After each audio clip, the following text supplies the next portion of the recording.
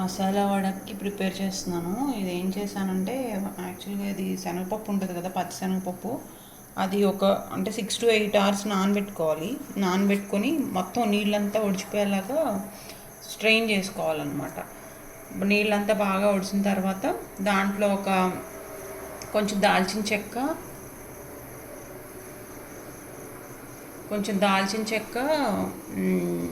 ఏమంటారు, సోంపు ఉంటుంది కదా, అది కొంచెం సోంపు, ఎండుమిర్చి వేసి ఇట్లా గరుగ్గా పట్టుకోవాలన్నమాట. రుబ్బేసుకొని ఇట్లా ప్యాటీస్ లాగా చేసుకోవాలి వాటిని. దీని ఏంటంటే మనం బాగా కొంచెం డీప్ ఫ్రై కావాలి అంటే ఆయిల్ ఎక్కువ వేసుకుని ఫ్రై చేసుకోవాలి. లేదంటే షాలో ఫ్రై కావాలంటే ఏంటంటే మీడియం ఫ్లేమ్లోనే ఫ్రై చేసుకోవాలన్నమాట. ఇప్పుడు నేను ఇది ప్రిపేర్ చేసి పెట్టుకొని ఫ్రైయింగ్కి చూపిస్తాను, ఫ్రై చేసేటప్పుడు ఎట్లా ఫ్రై చేసుకోవాలని చెప్పి. కొంతమంది ఏం చేస్తారంటే కొంచెం శనగపప్పు తీసి పక్కన పెట్టేసుకుంటారు, నానబెట్టింది. ప్యాటీస్ ఇది రుబ్బేసిన తర్వాత లాస్ట్లో కలుపుకుంటారు అనమాట. అక్కడక్కడ పప్పుగా తగిలితే బాగుంటుందని చెప్పి నేను అలాగే చేసేదాన్ని, కానీ ప్రస్తుతానికి ఇంకా హడావిడిలో ఇంకా పని చేయలేదు. రుబ్బేశాను. ఆయిల్ 2 రకాలుగా ఫ్రై చేసుకోవచ్చు. ఒకటి ఏంటంటే ఇందాక చెప్పినట్టు కొంచెం ఆయిల్ ఎక్కువ వేసుకొని మొత్తం అంతా మునిగేలాగా డీప్ ఫ్రై చేసుకోవచ్చు. లేదు కొంచెం షాలో ఫ్రై చేసుకోవాలంటే కొంచెం ఫ్లాట్గా ఉండే ప్యాన్ పెట్టుకొని ఆయిల్ తక్కువ వేసుకొని కూడా చేసుకోవచ్చు.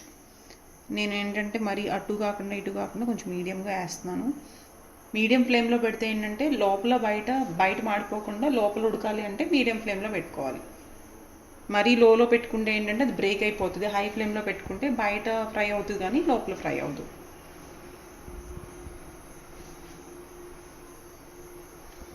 అయిపోతాయి.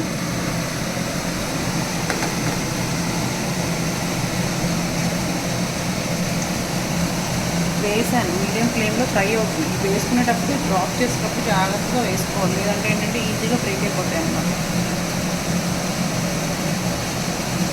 చిమ్నీ ఆన్ చేశాను, వెనక నాయిస్ వస్తుంది, లేదంటే ఆయిల్ అంతా పట్టేస్తుందని చెప్పి చిమ్నీ ఆన్ చేశాను.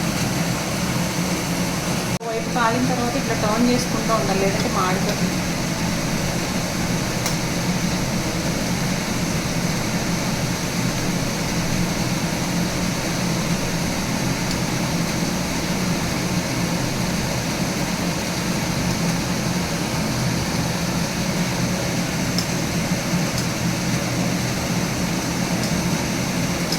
మొత్తం మీడియం ఫ్లేమ్లోనే చేస్తున్నాను.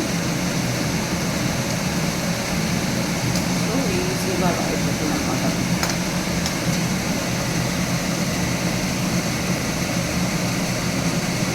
మసాలా కూడా ఇట్లా చక్కగా గోల్డెన్ బ్రౌన్లోకి వచ్చినప్పుడు తీసుకోవాలి. ఒకసారి కావాలని డౌట్గా అనిపిస్తే ఏంటంటే ఒకటి తీసుకొని ఓపెన్ చేసి చూసుకోవచ్చు లోపల ఉడికిందా లేదా అని. వీటి మీద మూత పెట్టకూడదని తీసిన తర్వాత ఇలా వదిలేస్తే అట్లా క్రిస్పీగా ఉంటాయి అన్నమాట. అంటే ఎనీ ఫ్రైడ్ ఐటమ్ మూత పెట్టకూడదు కదా.